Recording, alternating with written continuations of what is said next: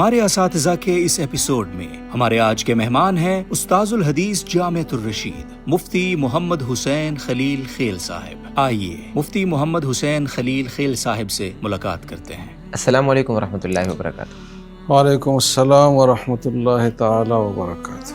آغاز استاد جی آپ کے تعارف سے کرنا چاہیں گے کہ آپ کا مکمل نام، آبائی علاقہ، کہ کہاں پہ آپ نے شعوری آنکھ کھولی اور ابتدائی تعلیم وغیرہ آپ نے کہاں سے حاصل کی؟ جی، میرا نام محمد حسین ہے اور خلیل خیل میرا رقب ہے، اور کے باجوڑ ایجنسی سے تعلق ہے، اور ابتدائی تعلیم بھی وہی حاصل کی۔ یہ جو میرا لقب ہے نا خلیل خیل، جی، اس کے بارے میں مفتی طارق مسعود صاحب کہتے تھے کہ جس کا گلا خراب ہونا تو وہ 5 بار خلیل خیل کہہ دے تو اس کا گلا کھل جائے گا، تو یہ بھی ایک ہے۔ اور آپ نے تعلیم اپنی یعنی کہ مکمل کہاں سے حاصل کی، کہاں کی آپ کی فراغت ہے، اور کسی ایک ہی ادارہ جو ہے وہ آپ کا مکمل جو ہے وہ مادر علمی رہا، یا مختلف ادوار میں آپ کے ادارے تبدیل بھی ہوتے رہے؟ جی، فراغت تو جامعہ دارالعلوم کراچی سے ہے 2001 کی۔ جی، باقی اس سے پہلے مختلف جگہوں میں مختلف مدارس میں پڑھا، ٹھیک، اور باقی جتنی بھی درس نظامی کی کتابیں ہیں وہ کے میں ہی مختلف علاقوں میں پڑھی ہے۔ صحیح، باجوڑ ایجنسی، دیر، سوات، چارسدہ، ٹھیک، ملاکنڈ ایجنسی، ان سب میں الحمدللہ حصول علم کا موقع ملا ہے، بڑے بڑے اچھے ماہرین سے، تو مختلف جگہوں سے تعلیم حاصل کی ہے۔ صحیح۔ اتنے مختلف علاقوں میں آپ کا جانا رہا بسلسلہ تعلیم، تو بہت متنوع اساتذہ رہے ہوں گے، لیکن اس سب کے باوجود کوئی نہ کوئی استاد ایسا ہوتا ہے کہ جو آدمی کے حافظے میں رہ جاتا ہے، جو یاد رہ جاتا ہے، یا کسی کے ساتھ بہت خاص تعلق ہوتا ہے۔ تو آپ کے اساتذہ میں سے کوئی ایسے استاد تھے جن کے ساتھ آپ کا اس نوعیت کا تعلق ہو، اور وہ تعلق ابھی بھی آپ کے لیے بہت اہم ہو، آپ کو یاد ہو؟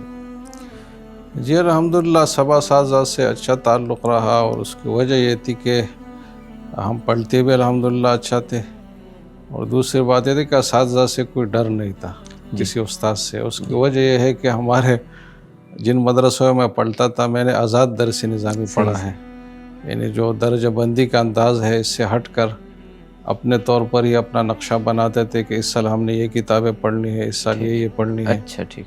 تو اس طریقے سے ہم نے پورا درس نظامی پڑھا ہے، پوری کتاب الحمدللہ، اور اس طرح ایک آزاد سسٹم میں۔ صحیح۔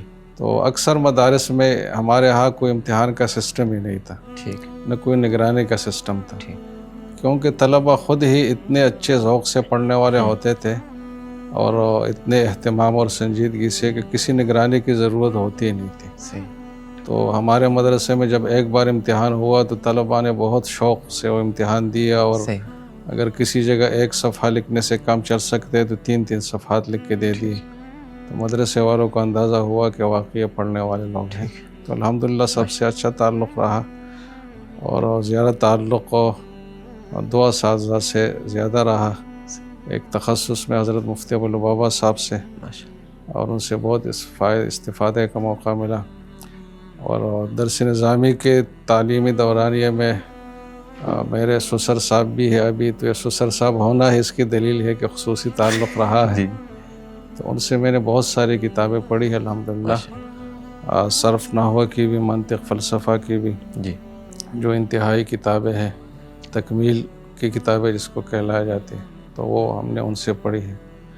اور ایک ہمارے شیخ تھے مولانا عصمت اللہ صاحب، جو نورستان کے رہنے والے تھے، صحیح، وہ صرف نحو اور عربی ادب کے بہت بڑے امامت کے درجے میں تھے، جی، صرف نحو اور بلاغت، ٹھیک، اور انہوں نے خود 24 سال طالب علمی کی تھی، یہ فنون ساری پڑھی تھی انہوں نے۔ اچھا، جی، تو بہت ہی ایک محقق عالم تھے، صحیح، تو ان سے بڑی محبت بھی تھی، اور بہت استفادے کا موقع بھی ملا ان سے۔ ٹھیک، ماشاءاللہ۔ صرف مدارس میں رہے آپ، یا کبھی آپ کا رخ کالج، یونیورسٹی یعنی کہ عصری تعلیم حاصل کرنے کی طرف بھی رہا؟ جی، باقاعدہ تعلیم تو مدارس میں ہوئی ہے، البتہ عصری تعلیم کا بھی اہتمام کیا، اور یہاں جامعہ میں آنے کے بعد میں نے یہ اہتمام شروع کیا۔ ٹھیک، ٹھیک، ایک ساتھی نے بڑا اچھا مشورہ دیا کہ بھائی زندگی تو ویسی بھی گزر رہی ہے، آپ کچھ کرے یا نہ کرے تو زندگی تو گزر جائے گی، تو بہتر یہ ہے کہ آپ عصری تعلیم بھی شروع کریں، امتحانات دینا شروع کریں۔ جی، تو میں نے کہا تو بڑی اچھی بات ہے، تو پھر شروع کیا، میٹرک سائنس ہوا، پھر کراچی یونیورسٹی سے BCom بھی ہوا. بہت مشکل مضامین تھے الحمدللہ، لیکن ہو گئے الحمدللہ. اور ابھی LLB میں انرولڈ ہوں. 5 سالہ جو LLB ہے، اچھا تو 8واں سیمسٹر ہے ابھی. اچھا ماشاء تو وہ بھی کچھ عرصے میں انشاءاللہ مکمل ہو جائے گی. اللہ، زبردست، جزاک اللہ. آپ کی یہ کہانی سن کر اندازہ تو ہو رہا ہے، لیکن پھر بھی آپ خود بتائیے کہ آپ کی اسٹوڈنٹ لائف کیسی تھی. آپ نے بتایا کہ اگرچہ امتحان نہیں ہوتے تھے، لیکن پھر بھی آپ کس طرح کے اسٹوڈنٹ تھے؟ بہت اسٹوڈنٹس لائف بالکل ایک سیلف سفیشینٹ، جو جس شعبے میں آدمی ہوتا ہے کہ باہر کی مداخلت کی ضرورت ہی نہ ہو. جی. تو ہم نے الحمدللہ ایسی طالب علمی کی ہے، یعنی جو کچھ پڑھا ہے، جو محنت کی ہے، بغیر کسی کے پوچھ گچھ کے، بغیر کسی نگرانی کے، بغیر کسی امتحان کے ڈر اور خوف کے، اپنے شوق سے ہی سب کچھ کیا ہے.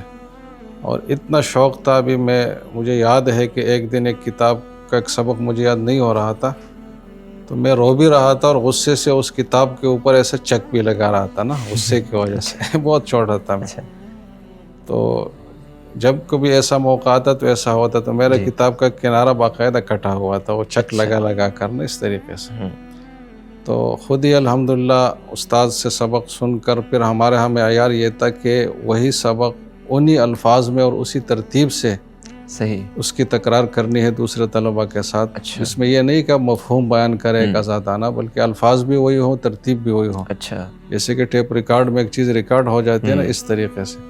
تو الحمدللہ ہم نے درس نظام اس طریقے سے پڑھا کہ استاذ کی آنکھوں میں آنکھیں ڈال کر بس ان سے تلقی کر کے الفاظ اور مفاہیم اور ترتیب وہی رکھ کر پھر آگے طلباء سے تکرار ہم کرتے تھے.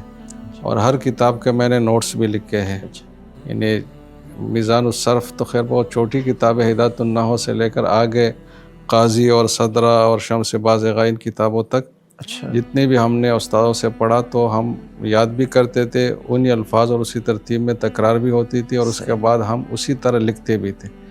تو روزانہ آپ سمجھے کہ ہر کتاب کے لیے بڑے جو رجسٹر سائز کے صفحات ہے، یہ 2-2.5 صفحے ہر کتاب کا سبق ہوتا تھا. 5-6 کتابوں کا میں لکھتا، عصر کے بعد لکھائی شروع کرتا، وہ عشاء دیر تک وہ نوٹس مکمل ہوتے ہیں. تو ہر کتاب لکھی بھی ہے، یاد بھی کی ہے. تو اس کا فائدہ الحمدللہ یہ ہوا کہ ایک موقع ایسا بھی آیا طالب علم میں کہ سارے جو درس نظامی کے فنون ہیں یہ کچھ بدیہیات سے بن گئے، بالکل جیسے کہ بالکل ظاہر باہر چیزیں ہوتی، کوئی چیز مشکل نہ رہی. مطلب ایسا موقع الحمدللہ بعد میں آیا ایک موقع پر. تخصص بھی کیا ہے آپ نے؟ یہ تخصص میں نے کیا ہے 2 سال کا. یہاں تو دارالفتاء والارشاد میں 1 سال کا ہوتا تھا جی، لیکن حضرت مفتی بابا صاحب جب پہلا سال ہمارا مکمل ہوا تو ان کا اصرار تھا کہ آپ دوسرے سال کے لیے بھی رہیں. اچھا. اور یہ دوسرے سال کے لیے رہ جانا کوئی اس وجہ سے نہیں تھا کہ پہلے سال میں کوئی کمزوری رہ گئی تھی. الحمدللہ تینوں امتحانات میں میری پہلی پوزیشن تھی، اور جو مطلوبہ تعداد تھی اس سے کئی زیادہ میں نے فتاوی بھی لکھے تھے، اور سب تحقیقی فتاوی تھے. اچھا. لیکن مفتی صاحب یہ چاہتے تھے کہ میں کچھ اضافی چیزیں بھی سیکھ لوں، کچھ انگریزی، کمپیوٹر، اس طرح جغرافیہ، فلکیات وغیرہ. تو پھر دوسرے سال کے لیے بھی میں آیا تو الحمدللہ 2 سال کا میرا تخصص پورا ہوا. اور یہ تو باقاعدہ ایک تعلیمی ہوتا ہے. اس کے علاوہ شارٹ کورسز تو بہت سارے کیے ہیں. قضاء اور تحکیم کے حوالے سے ایک بڑا اچھا ہم نے تفصیلی دورہ کیا. اس میں پورے قضاء کے اور جو فیصلہ کرنے کے طریقے ہیں، عملی مراحل ہے، وہ ہم نے سیکھے دیکھے. اس طریقے سے کراچی میں ایک ادارہ ہے KCDR، اس کے تحت میڈیشن کا ایک کورس کیا. اسلامی یونیورسٹی کے تحت کچھ کورسز کیے قضاء اور قانون سے متعلق. اس طرح ٹائم مینجمنٹ وغیرہ، اس طرح بہت سارے مختلف موضوعات پر کورسز بھی ہوئے. تخصص فقہ میں ہے الحمدللہ. جیسا جی، اگر آپ کو کوئی ذہن میں ہو، آپ بتانا چاہیں. زمانہ طالب علمی میں آدمی کے ساتھ بہت سارے واقعات ہوتے ہیں، لیکن کوئی نہ کوئی بات ایسی ہوتی ہے کہ وہ ایک ذہن کے کسی گوشے میں محفوظ رہ جاتی ہے. وہ کوئی شرارت بھی ہو سکتی ہے، یا کوئی دیگر بہت قابل ذکر واقعہ ہو سکتا ہے. مثلاً کسی زمانے میں رجحان ہوتا تھا کہ طلباء مدرسے سے بھاگ جاتے تھے، وہ ہو، یا کوئی بھی اس طرح کی نوعیت کا کچھ بھی ہو، تو اگر آپ بتائیں. یہ جو بھاگنے کے واقعات ہیں یہ تو متعدد بار ہو چکے ہیں، کوئی 1 درجن کے تو قریب ہوں گے. اور اس وجہ سے میرا حفظ بھی بچپن میں مکمل نہیں ہوا. 8 پارے یاد کیے، پھر باغم باغ میں ہی آنے جانے میں ہی باقی. تو پھر سابعہ کے سال میں جو ہے نا، پھر میں نے حفظ کیا الحمدللہ 3 مہینے میں ہی کیا. اچھا، ماشاء اللہ. تو یہ تھا. باقی جو ایک خاص واقعہ یاد رہتا ہے تو وہ یہ ہے کہ تخصص کے آخر میں حضرت مفتی صاحب نے سب طلباء کو ایک ایک کر کے بلایا. جی. کچھ اب سمجھے کہ آخری مشورے کے لیے اور کیئرنگ کونسلنگ کے لیے. جی. تو اس کے لیے مجھے بھی بلایا. تو مجھے استاد جی نے یہ فرمایا کہ آپ دوسرے سال کے لیے یہاں رک جائے ہمارے پاس. جی. تو میں نے استاد جی سے کہا کہ یہ جو عالمگیریہ کے خشک جزیات ہیں نا، جس کے آگے پیچھے نہ کوئی دلیل ہے نہ کوئی علم اور حکمت ہے، یہ پڑھ پڑھ کر میں تنگ آ گیا ہوں. تو اس میں مزید وقت نہیں لگانا چاہتا. اس سے استاد جی کو بہت زیادہ غصہ آیا اور ان کا ایک خاص انداز تھا. کہا کہ دفع ہو جاؤ، نکلو یہاں سے. اچھا. بہت زوردار انداز سے نا. تو ایسے ہی میں رخصت ہوا. بہت افسوس بھی رہا. پھر میں جا کر اپنے علاقے میں اپنے اساتذہ سے مشورہ کیا کہ اس طرح. انہوں نے کہا کہ آپ نے تو بہت غلط کیا ہے. انہوں نے کسی بڑی حکمت کے تحت آپ کو بلایا ہوگا دوسرے سال کے لیے. تو پھر میں نادم ہو کر واپس آیا اور مجھے کافی ڈر تھا کہ استاد جی اب مجھے دفع کریں گے، بھگائیں گے یہاں سے. لیکن جب میں گیا تو مفتی صاحب اتنے خوش ہوئے، مفتی بابا صاحب کہ میں آپ کو بتا نہیں سکتا میرے واپس آنے پر. اور پھر بہت اچھا ہمارا سال گزرا. پھر مفتی صاحب ہی کے کہنے پر جامعہ میں میرا تقرر بھی ہوا. صحیح. تو یہ ایک چیز ہے جو ابھی تک یاد ہے کہ گستاخی کا نتیجہ کتنا اچھا اللہ نے نکالا. بالکل. کیونکہ نیت گستاخی کی نہیں تھی. یہ اگلا سوال ہمارا لنک بھی ہو گیا ہے. میں یہ پوچھنے والا تھا کہ آپ نے جامعۃ الرشید کا ہی انتخاب کیوں کیا؟ جی، جامعۃ الرشید کا انتخاب اگر آپ تخصص کے لیے پوچھے تو اس کی وجہ یہ تھی کہ یہاں ایک مختصر دورانیہ میں ایک بہت جامع تخصص کرایا جاتا تھا. جی. جس میں فقہ اور فن فتویٰ سے متعلق بہت باریکیوں سے اور بہت ہی ایک گہری مشق سے گزارا جاتا تھا، اور ساتھ ساتھ اضافی فنون بھی پڑھائے جاتے تھے. تو مختصر وقت میں بہت زیادہ فائدہ حاصل ہوتا تھا. اس وجہ سے میں نے اس جگہ کا انتخاب کیا. اور ہمارے دور میں امتحان بھی بہت سخت تھا تخصص کا. صحیح. تو جب میرا امتحان کی باری آئی تو اس وقت میں وقت بہت کم رہ گیا تھا. ٹھیک. اور تفصیلی امتحان لینے کا موقع نہیں تھا. تو مفتی صاحب کے پاس جو مشکش سوالات تھے انہوں نے جو جمع کیے تھے اپنے ذہن میں، وہ سارے مجھ سے پوچھے اور مسلسل پوچھے. اچھا. تو اللہ کا ایسا فضل ہوا کہ جیسے وہ سوال ختم کرتے بس میں فوراً جواب شروع کرتا. پھر وہ سوال پھر جو ویسے کہ دو طرفہ بالکل فائرنگ. تو 5-10 منٹ میرا امتحان لیا. پھر استاد جی نے مجھے کہا کہ بھائی آپ کا داخلہ ہو گیا. حالانکہ وہ کسی کو ایسا نہیں بولتے. تو اس طریقے سے ایک اچھا ماحول تھا علمی اور بہت ہی ایک رسوخ کے ساتھ تخصص تھا. تو اس وجہ سے میں نے انتخاب کیا. اور اگر آپ تدریس کے لیے پوچھے کہ تو وجہ یہ ہے کہ یہاں جو حضرت استاد صاحب کی شخصیت ہے تو وہ ایسی ہے کہ اس میں اگر آدمی میں کچھ صلاحیت ہو اور وہ کوئی آگے بڑھنا چاہے تو ان کی طرف سے حوصلہ ہی حوصلہ ہے، اور ان کی طرف سے مطلب یہ کہ تعاون ہی تعاون ہوتا ہے. جی. یہ آدمی کا اپنا قصور ہوگا کہ کوئی یہاں رہ کر آگے نہ جا سکے، اپنے علم و عمل میں ترقی نہ کر سکے. تو حضرت کا رویہ بہت ہی حوصلہ افزا ہے.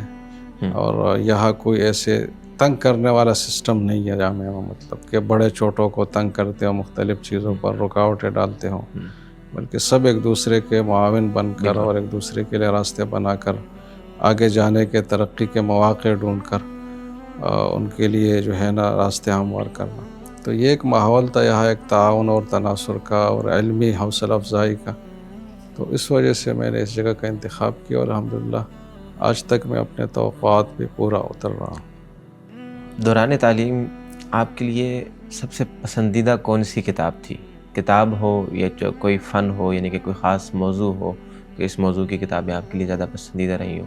ایسی کوئی کتاب تھی جو پڑھنے کا زیادہ خوشی ہوتی تھی؟ جی بس الحمدللہ سارے فنون پڑھے ہیں اور بہت ہی ذوق و شوق سے پڑھے ہیں، اور سب فنون کے ساتھ وہ ایک اچھا ایک دلی وابستگی تھی، اور زیادہ وابستگی علمی ادب کے ساتھ. عربی ادب کی جتنی کتابیں ہمارے درس نظامی میں ہے وہ الحمدللہ میں نے حفظ کی ہے، یاد کی. یعنی متنبی پوری قافیت الدال تک، اور حماسہ باب الحماسہ تک، اور السبع المعلقات پوری، نفحۃ العرب کا جو نظم کا حصہ ہے وہ پورا. اس طریقے جہاں بھی کوئی شعر درس نظامی میں کسی کتاب میں ہے وہ مجھے یاد تھا. اور ایک دفعہ الحمدللہ ایک قصیدہ پڑھ کر بھی یاد ہو جاتا تھا. اتنا مقامات حریری ایک مشکل کتاب سمجھی جاتی ہے، اس کی میں نے بہت زیادہ تکرار کی ہے. روزانہ میں اول سے آخر تک جہاں تک ہماری پڑھائی ہوتی تھی میں اس کا تکرار کرتا تھا. کوئی 100 دفعہ سے تو زیادہ میں نے اس کا تکرار کیا ہوگا پورے سال میں. تو الحمدللہ اب بھی مقامات اگر میں پڑھاؤں تو مجھے کسی مطالعے کی ضرورت نہیں ہے اس کے لیے، حالانکہ وہ بہت مشکل لغات کا مجموعہ ہے. تو عربی ادب سے بہت مناسبت رہی. اور باقی ہمارے ہاں ایک معیار تھا کہ ہر فن میں ایک کتاب حفظ کی جائے. اچھا. تو منطق میں کچھ کتابیں یاد کی میں نے، اس طریقے سے کافیہ، شافیہ، سلم، اچھا، اور تلخیص اور الف ابن مالک، یہ ہم نے حفظ کی تھی، یاد کی تھی. عربی ادب کی کتابیں تو ویسے ہی یاد ہو گئی تھی الحمدللہ. تو ان تمام فنون سے بڑا اچھا تعلق رہا، واسطہ رہا. کوئی کتاب ایسی بھی تھی کہ جو پسند نہ ہو یا اس کے پڑھنے کو جینا چاہتا ہو، کوشش ہو کہ بس اس سے گریز ہی رہے تو بہتر ہے؟ نہیں، ایسی کوئی کتاب نہیں رہی. اور اس کی وجہ ہے کہ درس نظام میں جتنے فنون شامل ہیں نا، یہ ایک اچھے علم استعداد کے لیے سب ضروری چیزیں ہیں. جی. حتیٰ کہ علم عروض بھی. جی. میرے سسر صاحب فرماتے تھے کہ ایک بار مولانا احسان صاحب جو تبلیغی جماعت کے بہت بڑی ہستی ہے، انہوں نے مجھ سے پوچھا کہ آپ علم عروض کیوں پڑھاتے ہیں، اس کا مقصد کیا ہے؟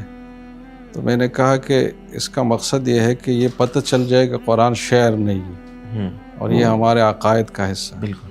اب یہ بات اب کیسے پروو کریں گے کہ قرآن شعر نہیں ہے؟ تو یہ علم عروض کے ذریعے سے اب کریں گے. تو الحمدللہ تمام فنون پڑھے ہیں عروض تک، اور بہت اچھے طریقے سے. آپ نے تدریس کا آغاز کب سے کیا؟ کتنے سالوں سے تدریس کر رہے ہیں؟ جی، میں 2003 سے مسلسل تدریس کے شعبے سے وابستہ ہوں، اور ابھی تک ہے الحمدللہ. اور تدریس کرتے ہوئے آپ نے کون کون سی کتب جو ہیں وہ پڑھائی ہیں، اور تدریسی لحاظ سے، پڑھانے کے لحاظ سے آپ کے لیے سب سے پسندیدہ کتاب کون سی رہی؟ جس ثانیہ سے لے کر دورے تک بہت ساری کتابیں پڑھائے ہیں. قدوری، ہدایہ، شرح الوقایہ، قطبی، توضیح تلوی، نور الانوار، مشکات کا کچھ حصہ، صحیح. ترمذی ثانی، ابھی میں ترمذی اول پڑھا رہا ہوں. جی.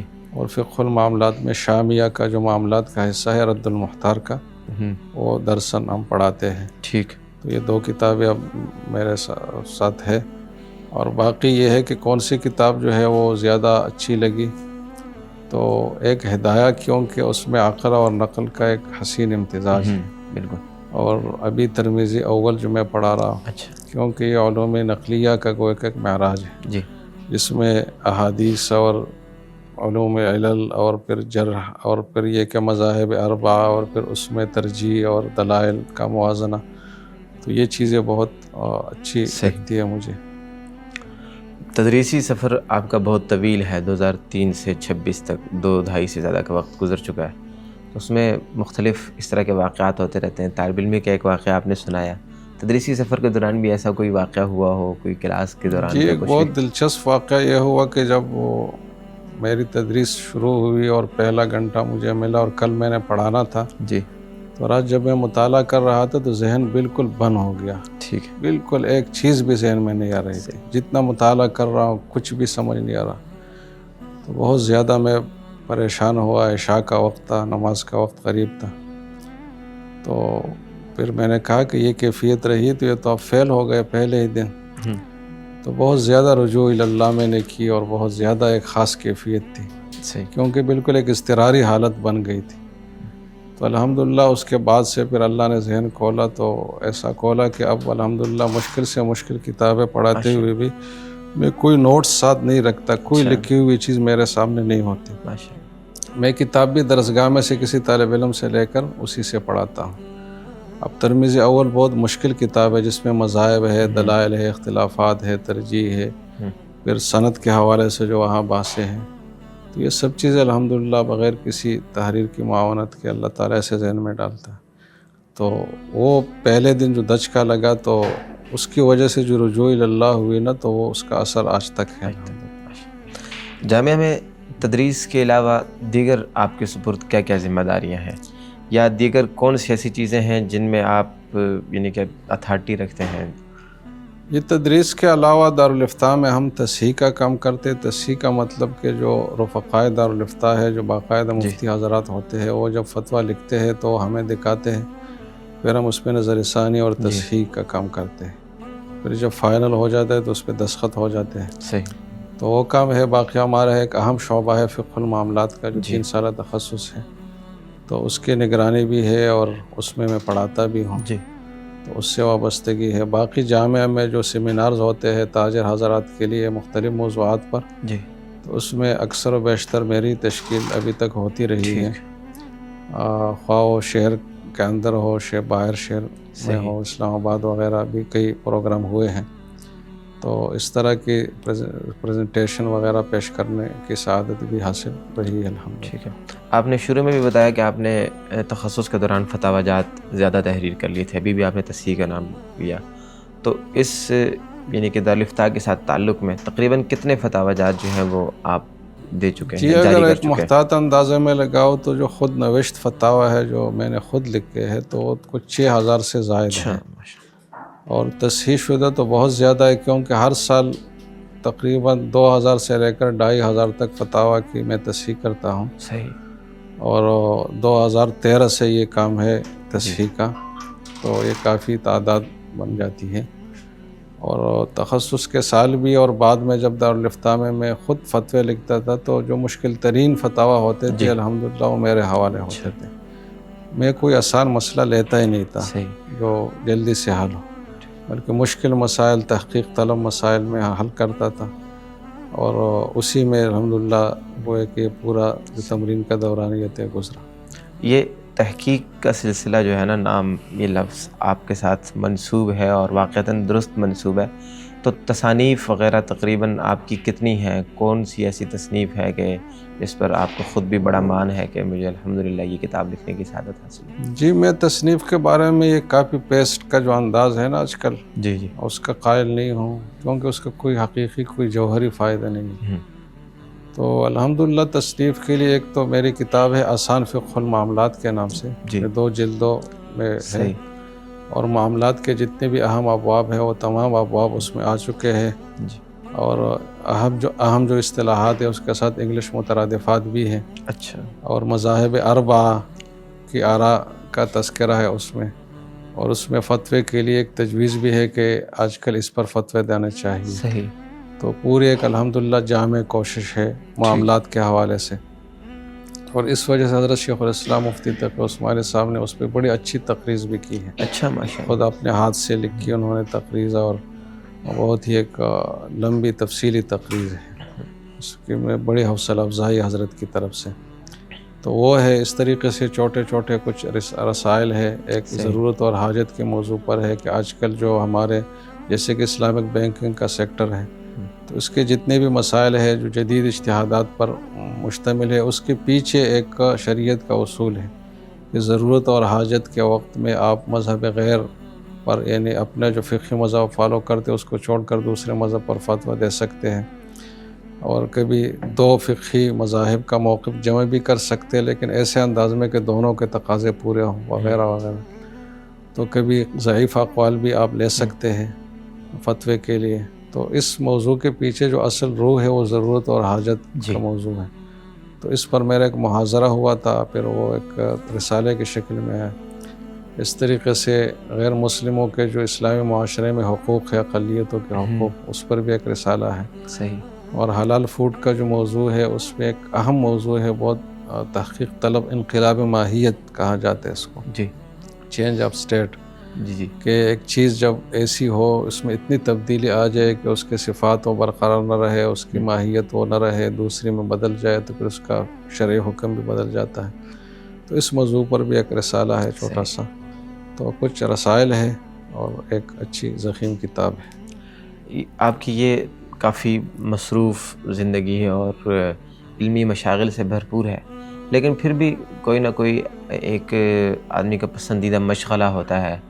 کسی کو پودے اگانے کا شوق ہوتا ہے، کسی کو کوئی خاص کھیل کھیلنے کا شوق ہوتا ہے، کوئی سفر کا دیوانہ ہوتا ہے. تو آپ کو بھی ایسا کوئی شوق ہے، ایسا کوئی مشغلہ ہے آپ کا کہ جس کے لیے آپ کا دل جو ہے بڑا چاہتا ہو؟ جی کچھ شوق ایسے ہوتے ہیں جو پورے نہیں ہوتے. ایسے شوق بھی ہے جس میں سفر بھی شامل ہے، اور یہ پودے اگانے کی جو آپ نے بات کی، واقعی مجھے اس کا بڑا شوق ہے. اور کچھ شوق ایسے جو پورے ہو رہے ہیں، وہ کتاب بینی اور مطالعہ کا شوق ہے. تو میری عادت ہے کہ کتاب جب شروع کرتا ہوں تو آخر تک اس کو پھر پڑھ لیتا ہوں، اور اگر ایک مجلس میں ممکن ہو حتی الامکان تو کوشش کرتا ہوں کہ اس مجلس میں ہی پورا کر لوں۔ صحیح۔ تو میرے پاس ٹیبلٹ ہے، میں اسی پر مطالعہ کرتا ہوں۔ اچھا اچھا، تو ایک کتاب شروع کر کے روزانہ کچھ کر کے پھر وہ مکمل ہو جاتی ہے، پھر دوسری، پھر تیسری۔ تو ہر فن کی کتابیں پڑھتا ہوں اور ہر موضوع سے متعلق، تو مطالعے کا مطلب ذوق ہے الحمدللہ۔ آپ نے کچھ دیر پہلے حضرت استاد صاحب کا ذکر بڑی محبت کے ساتھ کیا، اور بہت زیادہ وقت گزرا ہے آپ کا جامعہ میں استاد صاحب کے قریب، تو اس محبت کے ہوتے ہوئے آپ استاد صاحب کے پورے تمام کاز اور مشن کو کس نظر سے دیکھتے ہیں، اس سے کتنا اتفاق کرتے ہیں؟ اور یہ بھی بتائیے گا کہ کبھی اس ساری محبت اور احترام کے ہوتے ہوئے آپ کو اس میں اختلاف کرنے کی ضرورت پڑے تو وہ بھی آپ کرتے ہیں؟ اس طرح کی صورتحال میں آپ کا اپنا جو ہے وہ عمل کیا ہوتا ہے؟ جی دیکھیں، دونوں چیزیں جمع ہو سکتی ہے اور اچھے طریقے سے ہو سکتی ہے کہ آپ کسی خاص مسئلے میں اختلاف رائے بھی رکھیں، لیکن اوورآل آپ کا جو رویہ ہو یا آپ کے دل میں جو بات ہو اعتماد پر مبنی ہو، جی، اس میں کوئی بدگمانی نہ ہو، کوئی تزلزل نہ ہو، کوئی شک و شبے میں مبتلا ہونا نہ ہو۔ تو حضرت استاد صاحب کی شخصیت اللہ نے ایسی رکھی ہے کہ کچھ صفات ان کی ایسی جس کو سب لوگ تسلیم کرتے ہیں، بشرطے کہ وہ جانتے ہوں استاد صاحب کو، صرف فیس بک پہ دیکھ کر کمنٹس کرنے والے نہ ہوں۔ تو 3 صفات ایسی ہے جو استاد صاحب کی یقیناً واجب التسلیم ہے ہر ایک شخص کے لیے۔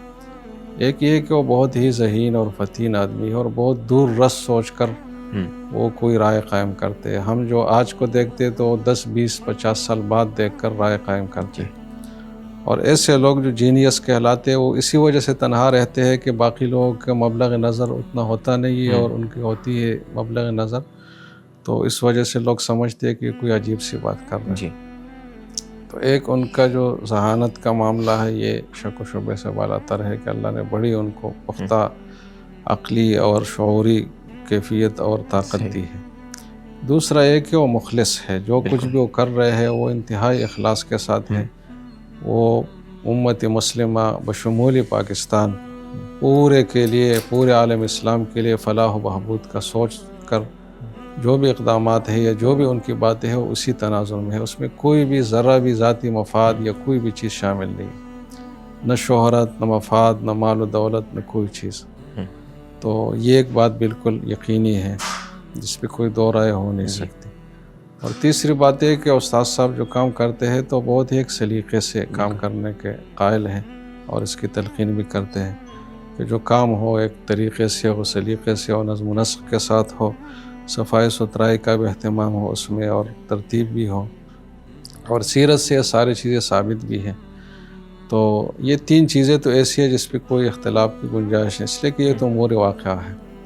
باقی اس کے بعد کسی خاص مسئلے میں اختلاف رائے ہو جائے تو اس وجہ سے ہو سکتا ہے کہ ہمارا مبلغ نظر اتنا نہ ہو، ہمارے علم میں اتنی چیزیں نہ ہوں، فقہ الواقع جو گراؤنڈ ریئلٹیز ہے اس سے ہم اتنے واقف نہ ہوں، اور استاد صاحب کو بہت ساری چیزیں معلوم ہوتی ہے، کچھ چیزیں بعض اوقات ظاہر بھی نہیں کی جا سکتی، تو وقتی طور پر اختلاف رائے بھی بعض چیزوں میں ہو سکتی ہے، لیکن بعد میں افہام و تفہیم سے اور پوری بات سننے سے اور اس پہ منصفانہ انداز سے غور کرنے سے وہ ختم بھی ہو جاتا ہے۔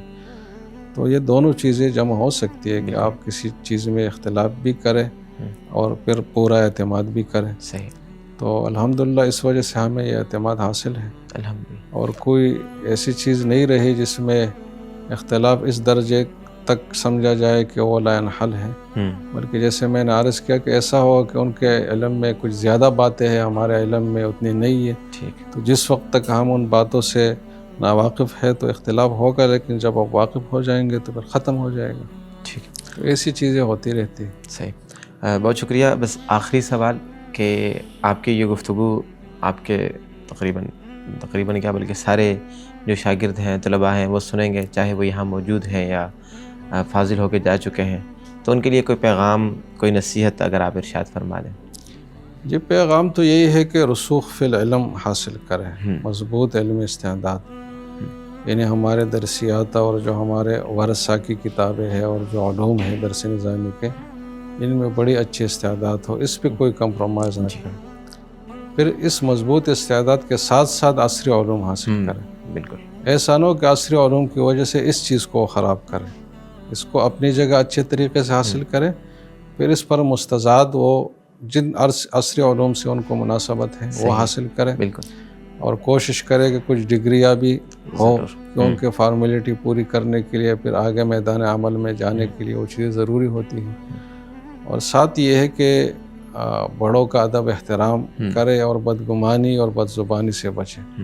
بدگمانی کا مطلب یہ ہے کہ کسی شخص کے بارے میں آپ کے ذہن میں ایک بات آئی اور وہ بات اتنی مضبوط شواہد اور پختہ طریقے سے نہیں ہے کہ آپ قاضی کے سامنے اس کو ثابت کر سکیں مثلا، اور آپ پھر بھی وہ بات اس کے بارے میں ذہن میں رکھے، تو یہ بدگمانی ہے. تو اکثر چیزیں ہمارے بدگمانی پر ہی مشتمل ہوتی ہے، کسی چیز کے پیچھے کوئی ثبوت ہوتا نہیں. اصل ہمارے ہاں بدگمانی ہے جب تک وہ آدمی کلیئر نہ ہو جائے، جبکہ شریعت کا اصول برعکس ہے.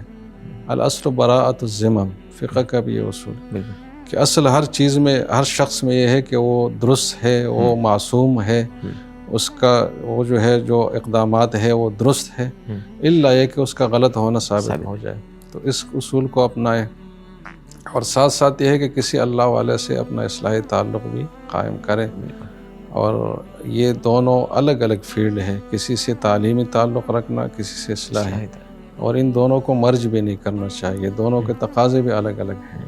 اب یہ عین ممکن ہے کہ آپ کا تعلیمی تعلق کا جو تعلق ہے آپ کا ایسے حضرات کے ساتھ ہے جن کے ساتھ آپ کا مثلا روحانی تعلق ہے، ان کی کچھ چیزوں میں اختلاف بھی ہو، لیکن اگر آپ دونوں کی جو باؤنڈریز ہے اس کو ملحوظ رکھیں گے تو کوئی کنٹراڈکشن نہیں. بالکل. آپ تعلیم اور انتظام میں ان کی بات مانیں اور جو روحانیت کے حوالے سے چیزیں اس میں ان کی مانیں. تو روحانی جو شخصیات ہے وہ ہر علاقے میں، ہر زمانے میں ہوتی ہے. تو اصلاحی تعلق کسی معتبر اچھی مستند شخصیت سے رکھیں. تو یہ میری نصیحت ہے. بہت شکریہ استاد جی، جزاک اللہ. آپ نے ہمیں وقت دیا اور اپنی زندگی کے مختلف پہلوؤں کو بیان کیا، جس میں یقیناً ہمارے لیے سیکھنے کے لیے بہت کچھ ہوگا. جزاکم اللہ اکرم. جی تو ناظرین محترم، آپ نے حضرت مولانا حسین خلیل خیل صاحب کی علمی شوق اور تحقیقی کاوشوں سے بھرپور زندگی کے مختلف پہلوؤں سے آگہی حاصل کی. آپ نے ہمارا یہ ایپیسوڈ سنا. اگلے کسی ایپیسوڈ میں ایک اور جامعہ کے محترم استاد کے ساتھ آپ کی ملاقات کروائیں گے. ہمارا یہ سلسلہ چلتا رہے گا. آپ کی موجودگی، آپ کے فیڈ بیکس ہمارا مان بڑھاتے رہیں گے. ہمارے ساتھ موجود رہیے گا. ملتے ہیں اگلے کسی ایپیسوڈ میں. بہت بہت شکریہ.